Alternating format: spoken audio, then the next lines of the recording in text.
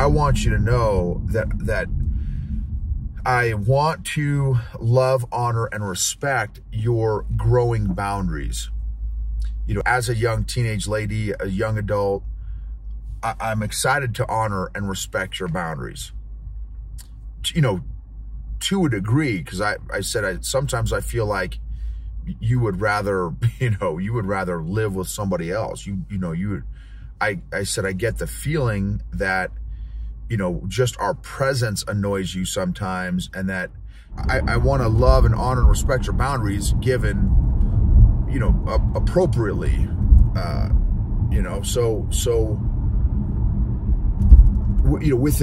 within reason, because you can't get rid of us as parents.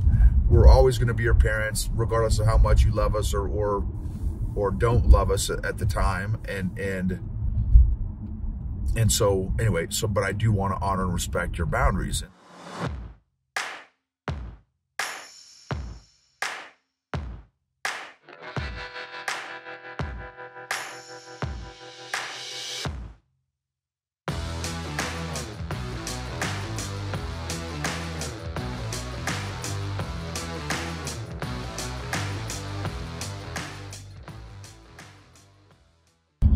Hey, what is going on, EQ gangsters? So I believe this is part 3 of the ongoing emotional growth journey that I am having with my teenage daughter. So, man, I'm so thankful I can finally give you this update. Last night, I took her to our Brazilian Jiu-Jitsu class and gym, and it's about a 20-minute drive and each way. So, and it had already been probably a week that I had sent that first, part 1. So since I had been basically emotionally triggered, and again, I'm not happy that it took me a week. I'm not happy that, I'm still where I'm at regarding my emotional growth journey on one side, but on the other side, I am actually thankful for how it went down, because, based on, I think I shared in part 2 that I wanted to intentionally wait to work through, to do the emotional exercises and the emotional work with myself before having a conversation with her, so that I would not be emotionally triggered while having a conversation with her, especially with such a emotionally sensitive topic for me, because again, me feeling rejected was a super core, number one, it's a core kryptonite issue and emotion, the rejection specifically for my personality, for me as an outgoing, extrovert, sanguine personality. Rejection is a monster emotion that is very triggering, or has been very triggering for me. And for each personality it's different. Each personality has a different kryptonite, and I think I shared that the last episode.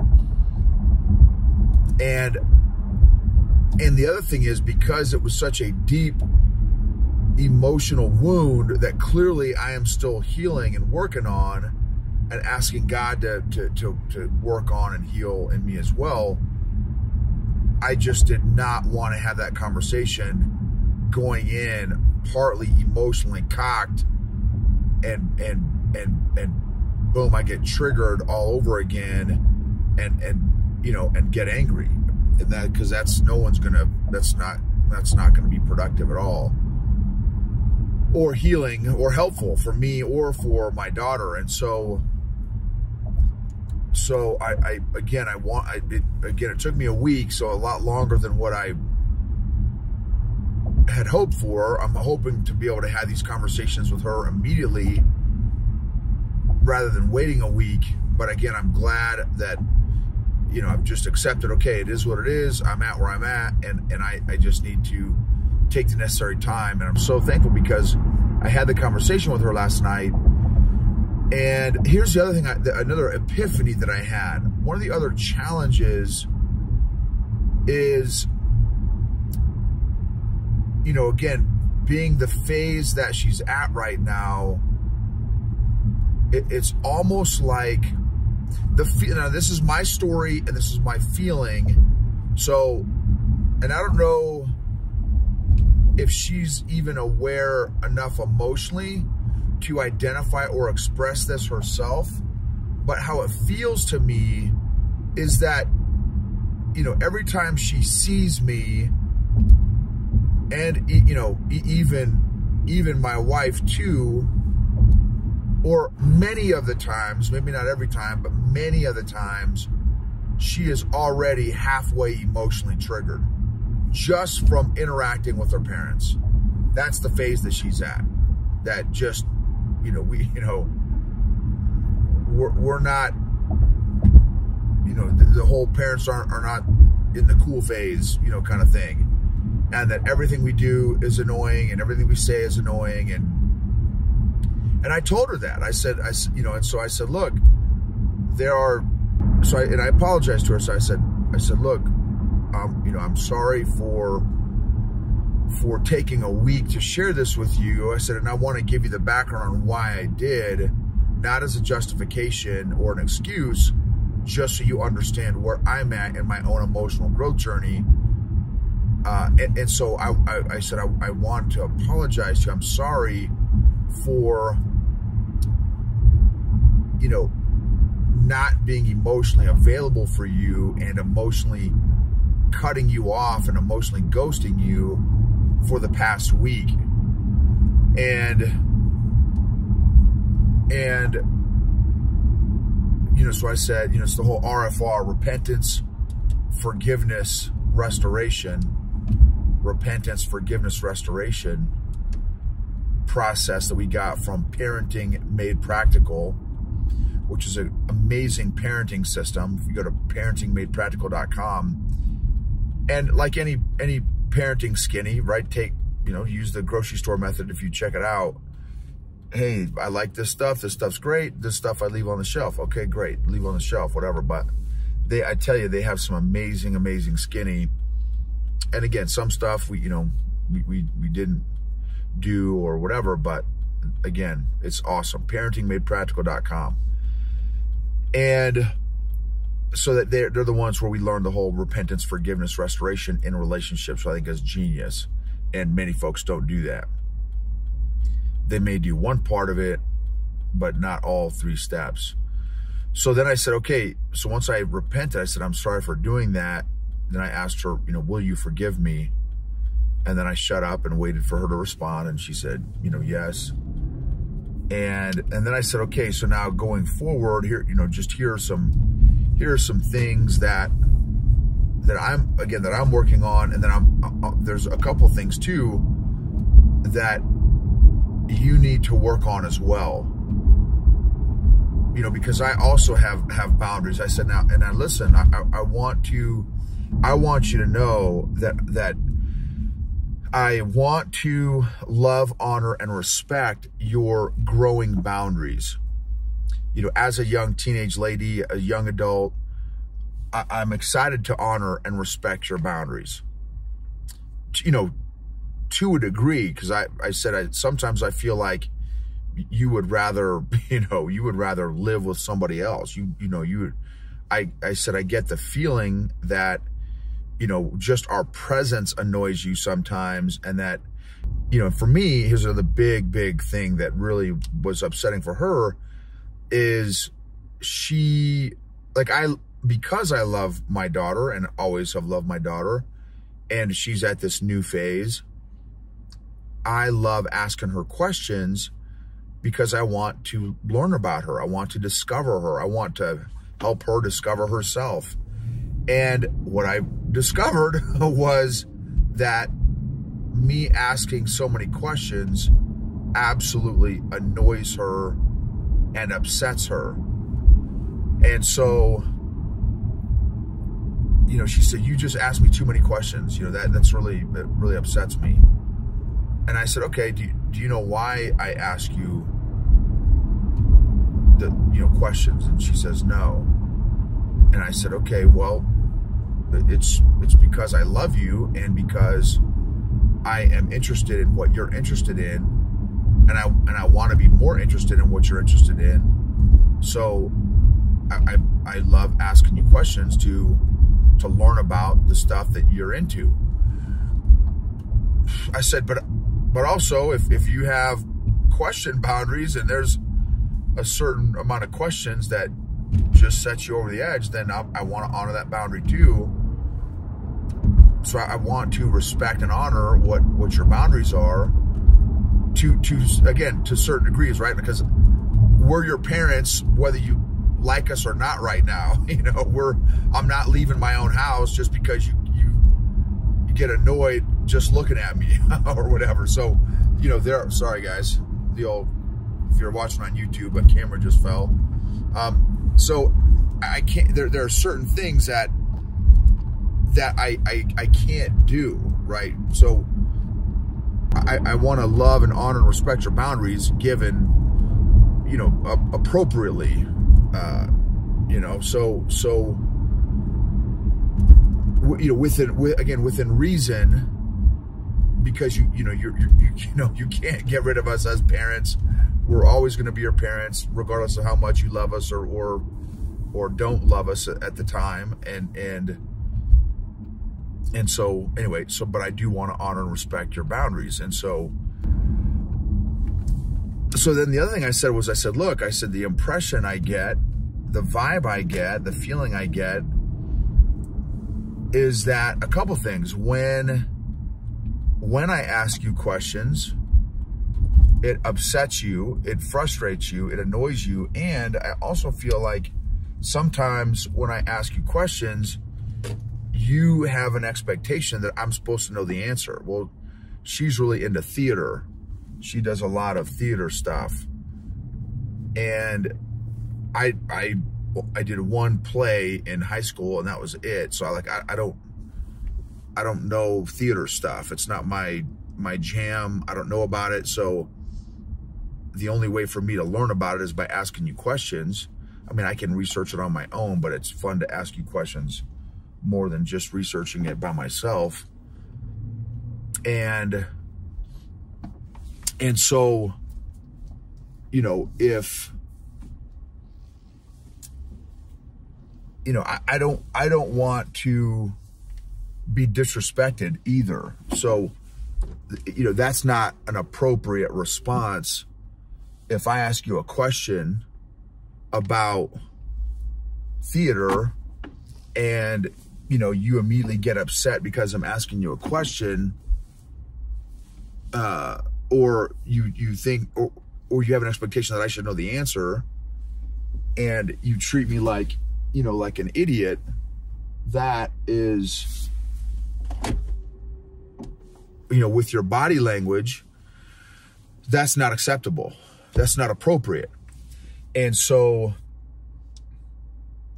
you know, she's like, yeah, my body language can come across like I'm angry. And I said, you're exactly right. And I said, I thank you for saying that. And thank you for your self-awareness on that.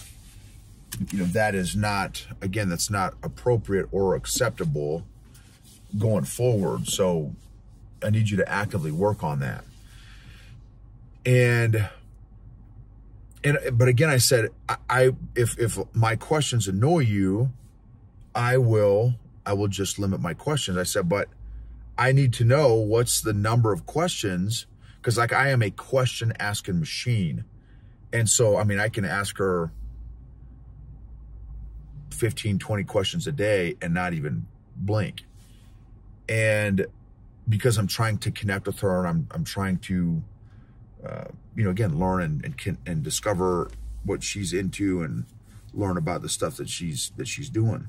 And so I said, but if she said, well, you just asked too many. I said, well, I need to know, like, what's too many?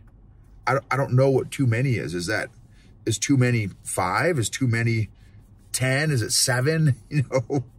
And so she said, I don't know. It's just, you just asked too many questions. I said, okay, well, do you want me to ask you any questions? Because I can also just not ask you any questions. I said, but understand, I'm trying to connect with you. So, you know, I'm not sure how else to learn about what you're into if I'm not allowed to ask you any questions. And again, I'm just being honest with you guys, right? So I'm still figuring this teenage stuff out. So, you know, maybe you guys have the answers and all that stuff.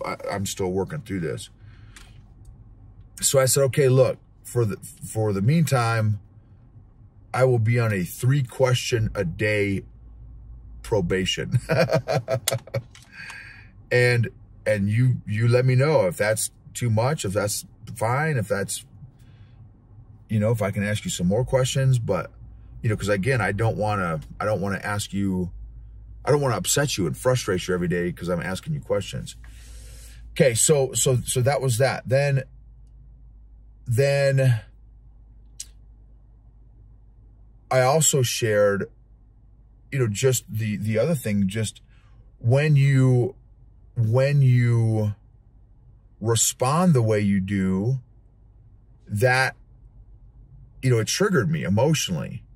And, you know, an area that I have had to work on is when I get triggered and to, you know, where I feel rejected by somebody, my survival mechanism and protection mechanism for me is I just cut them out of my life. They don't exist anymore. And again, I've told you guys about that before. I'm still, you know, discovering, kind of working through that and stuff.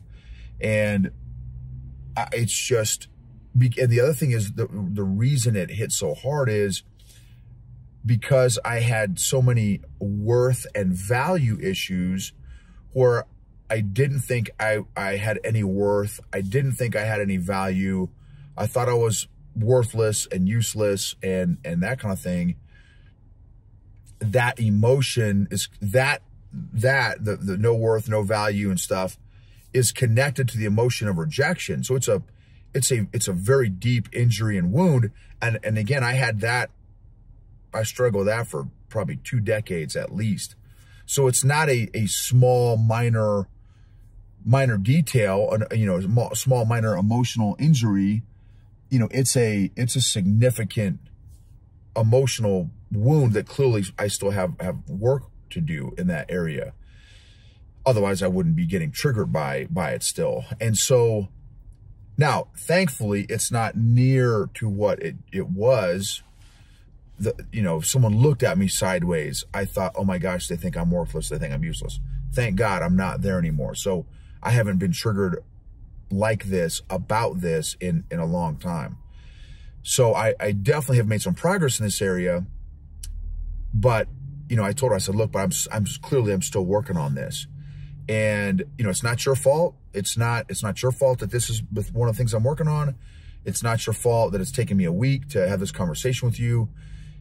You know, so just, you know, the fact that it's taken me a week, the fact that it's this issue, you know, is all, this is me. This is just the area that I'm having to work on. And so, you know, thank you for your patience. And, oh, and the other thing she said was, when I said, hey, you know, I cut people off. And, oh, and the other, because I said, I don't want to do that response anymore to anybody, especially my own daughter and, you know, and my own family. And so, and she said, well, you know, you can't do that. And I said, well, what do you mean you can't do that? She said, well, you know, I live with you every day. Like, you can't cut me out. I said, no, I'm telling you, I can emotionally cut you out. And I did the last week. That's what, you know, that's why I didn't talk to you for a week, basically. I mean, I mumbled some stuff here and hey, I love you before she went to bed and stuff. But,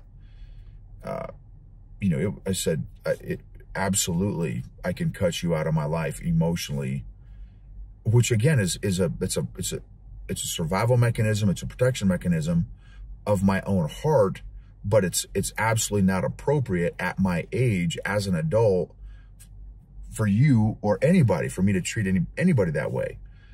I need to have different and better emotional agility, emotional coping mechanisms, emotional management. And so, you know, that's what I'm working on. And I want you to know that I love you. I also want you to know that I want to connect with you. I desire to connect with you. You know, and I'm just trying to figure out how to more effectively do that, as, you know, with you being a young lady, teenager, when, you know, you want a lot of space, you want, you know, a lot of time with your friends, which I was 100% the same way. So just know that if you ever want to talk, I am always available. I am always ready, willing, and desiring to connect with you and have conversation with you if and when you want to. And also given my, you know, 3-question limit each day. And so anyway, that's kind of how the conversation went. And I'm so thankful that, you know, so I communicated to her what I wanted to, and I did it completely safely and non-threatening and thoroughly. I don't know how clear I was. I probably could have and should have maybe written down my points that I wanted to cover with her, but I didn't. And so, and I wanted to take the opportunity of being in the car with her by myself for 20 minutes so that I had the conversation. So thank God, I feel like our relationship, you know, is restored. But, you know, and that being said, still working on and through things, you know, both of us, you know, again, the other thing I told her to do was, I said, the other thing I need you to do is you need to ask your mom at least once a day how she's doing. And she's like, well, I ask her each day, you know, what are we doing today? And I said, yeah, well, that's still serving you because it's giving you the day's agenda, but that's not asking about her. And that's something that I need you to work on and to be more intentional about, is asking your mom every day how she's doing. And so, because that's just what family and friends and loved ones do to each other, is showing care and concern and that kind of thing. So anyway, I'm still working through this, and I maybe do some more reflection and realize or discover that I maybe should have said something more or different or whatever. I'm still very much learning, but I did want her to let her know that I want to honor and respect her boundaries, but I also want to honor and respect my own boundaries. And so you know, again, the whole, you know, I get that you want your boundaries and space and stuff, and we are also still your parents, and there are also appropriate ways that you need to treat us, and also inappropriate ways and unacceptable ways to treat us. And, you know, as much as I'm honoring and respecting your boundaries, I need you to honor and respect our boundaries as well, and my boundaries. And I was just so thankful that I was able to have that conversation without being overtaken by, you know, my emotions. And so I'm so thankful that I did take that week to work through the emotions that I had so that I did not bring them into the conversation. So thank y'all. That is such a massive victory for me. Man, I wish I could communicate how much of a victory that was for me. It was a massive, massive victory to be able to have that conversation and not be emotionally charged and emotionally hijacked, or even in the conversation, I didn't get, not once did I feel, oh snap, I'm starting to get amped. I'm starting to get little excited here. I need to calm down. I need to pump the brakes. I need to chill out. Never even hit that in the conversation. So, which was a huge W for me, that I did the necessary emotional work that past week so that I did not go into that at any point in the conversation emotionally hijacked or emotionally charged. And it took our relationship, I feel like, to another level, and me and my own growth, because I told her how I felt safely, and non-threateningly, and she received it, and I'm so thankful. And I know she's on her own emotional growth journey as well. And there are some things that I need to do as a dad, as her father, and as a husband, to just create better, deeper connection and relationship within my family that I have not been consistent at recently. And so I need to reinstill some of those things that I talked about in some of the previous episodes. Family dinner ops at least 3 times a week, getting back consistent with her with jujitsu, and, daddy-daughter date nights, and date nights with my wife, which I've done 2 in the last 2 weeks. So 1 each week, the last 2 weeks, which I'm super excited about. So that I've been doing good. I just need to increase the intentional scheduling of those daddy-daughter dates and the family dinner ops each night with our respective systems that I've got. So anyway, thank you guys again for just being patient and then again being a part of this journey with me. Very, very thankful. And hopefully you guys are getting some takeaways and some lessons learned in your own journeys and stuff, and figure out what are some of your own survival mechanisms and coping mechanisms in relationships when you get triggered, and can identify those so that you can start working on those and they start impacting you less in the relationship. So again, hopefully you're learning, and if this has impacted you, would super love it if you would just rate, review, take 15 seconds, 20 seconds to rate and review the podcast. And thank you guys. If you're watching on YouTube, thank you for watching on YouTube.